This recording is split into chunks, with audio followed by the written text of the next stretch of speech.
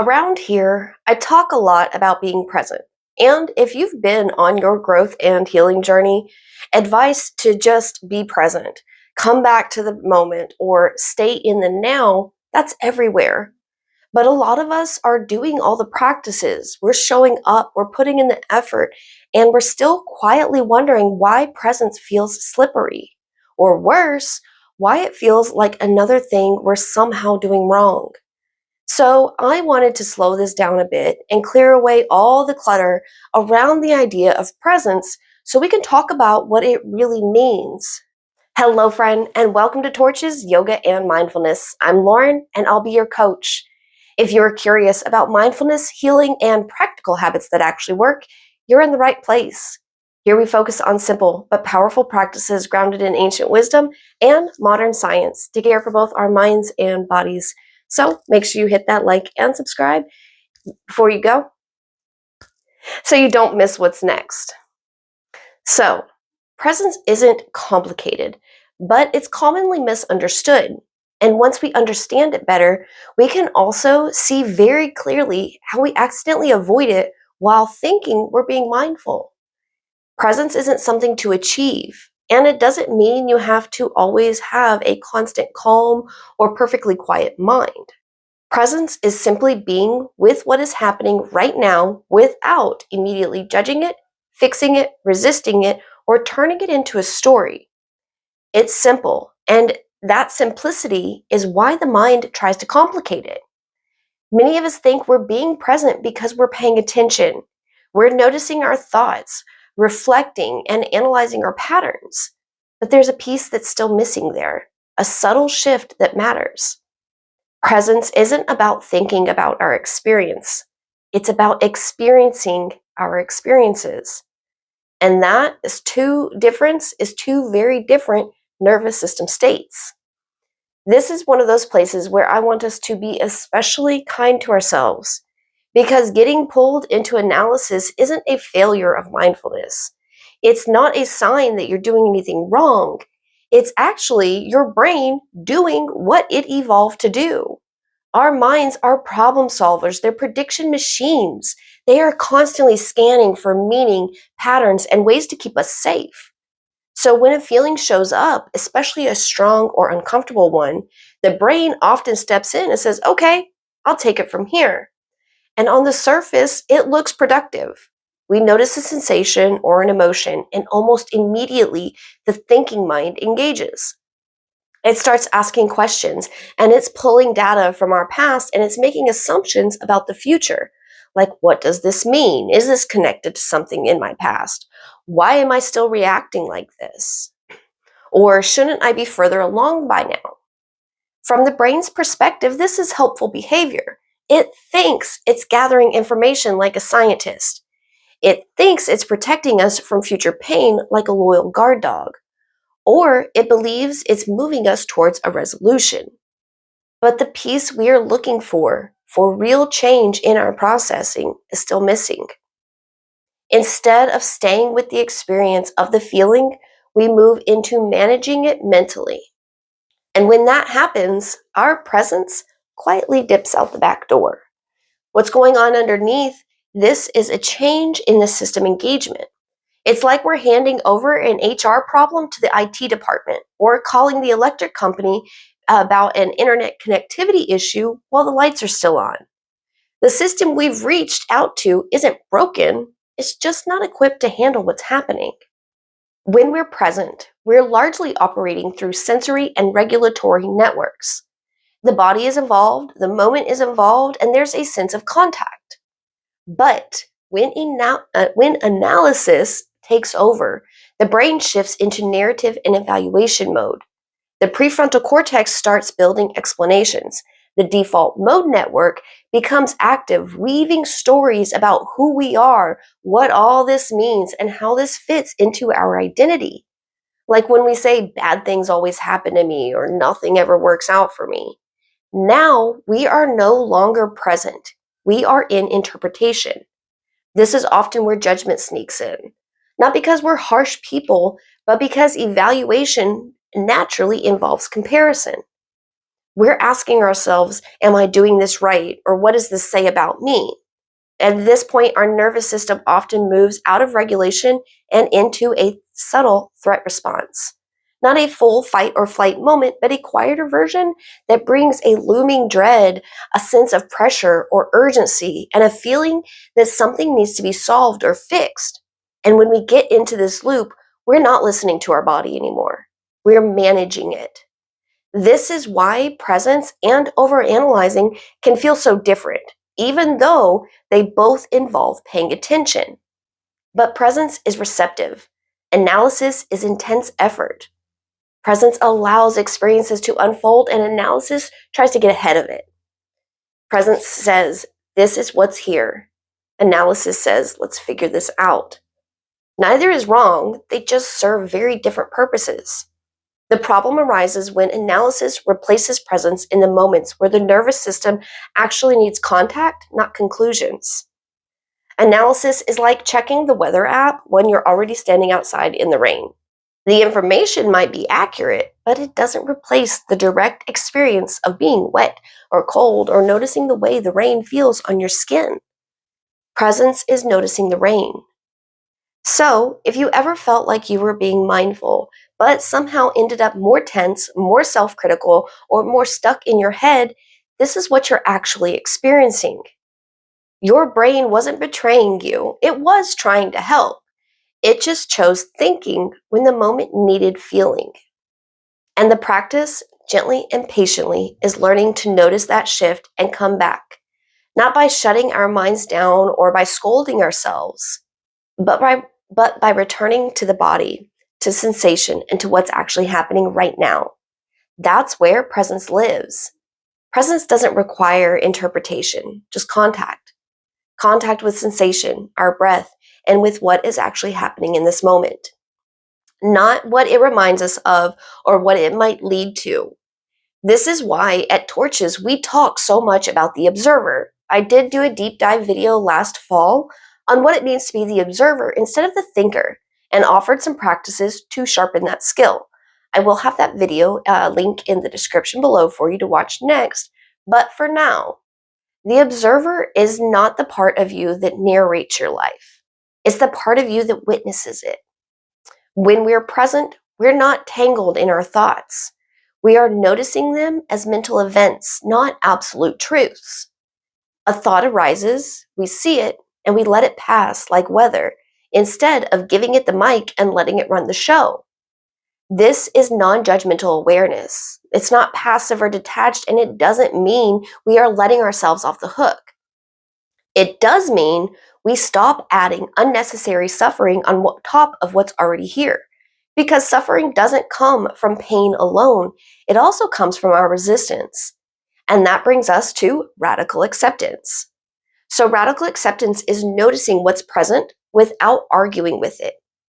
That doesn't mean we like it, or that we agree with it, or that we won't do what we can to change things later. It just means we stop fighting reality in this moment. And that shift matters more than we realize.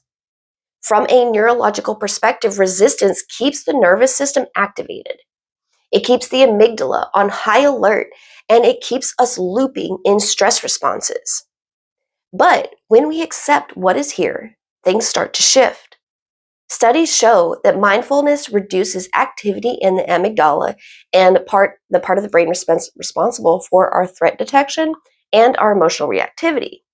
At the same time, areas involved in regulation and perspective, especially our PFC, the prefrontal cortex, and the anterior cingulate cortex, part of our PFC, they become more active and more connected. In simple terms, presence strengthens the brain's ability to respond rather than react, not by forcing something, but by allowing experiences to be experienced. This is especially important when we're dealing with discomfort. When people gently turn towards pain, whether emotional or physical, they often report that they experience less of it. Not because it disappears, but because they're no longer adding fear, stories, or an avoidance on top of it. The pain is still there, but the struggle around it softens. That's presence at work. Now, this is where the body becomes essential. As helpful as thoughts can be, they don't stay in one place. They move easily between the past and the future. They replay, they predict, they rehearse, and they revise. The body doesn't do that. It only lives in the now. It doesn't remember the past in the way the mind does, and it doesn't imagine the future. It responds to what is happening in this moment and only this moment. That's why we feel stuck in our heads. Presence almost always returns fastest through the body. Coming back into our body isn't about forcing relaxation, and it isn't about having a certain posture, and it isn't about breathing perfectly or doing anything right. It's about contact, noticing sensation, the feeling of your feet on the floor supporting you without effort, the weight of your body in a chair, the temperature of your skin, the temperature of the room on your skin, the movement of your breath already happening on its own. And as you notice these things, nothing has to change. You don't have to try to slow your breath down or calm your body or soften anything. We're not trying to do anything here other than notice. This matters because sensation anchors our awareness in the present moment in a way thoughts can't. When attention is in the body, the nervous system receives information instead of interpretation. And that is regulating, not because the sensations are always pleasant, but because it's real and current. Sometimes people worry that if they focus on the body, they'll feel more discomfort. And that can be true at first, but what you'll discover is that it's not the sensation itself that's overwhelming. It's the resistance to it, the tightening, the bracing, and the internal commentary. When we simply notice sensations without trying to change them, something softens naturally because the body feels met instead of managed. This is also why presence in the body can feel surprisingly relieving, even when nothing good is happening. Our body doesn't overanalyze, it doesn't judge progress, and it doesn't compare this moment to a better one. It just reflects what is. And when we listen, we are able to step out of time and back into now. This is also why I am always on my soapbox about journaling and why it is such a powerful companion to mindfulness when used intentionally. When we need to reflect, journaling gives our mind a container. Writing engages areas of the brain responsible for rational thinking, emotional regulation, and perspective. It allows us to process without the spiraling. Instead of endlessly replaying a thought or experience in your head, place it on paper. That creates distance so that we can return to our observer. And then, when you're done with your journaling, you come back into the body. Presence and reflection, they're not enemies or opposites. They just need boundaries, like two neighbors that get along really well because they have a nice fence separating them and giving them each their own space. So let's talk about what presence is not, because this is just as important. It doesn't mean we clear the mind of all thoughts. That's not doable. And it doesn't mean we are ignoring problems. In fact, it's just the opposite.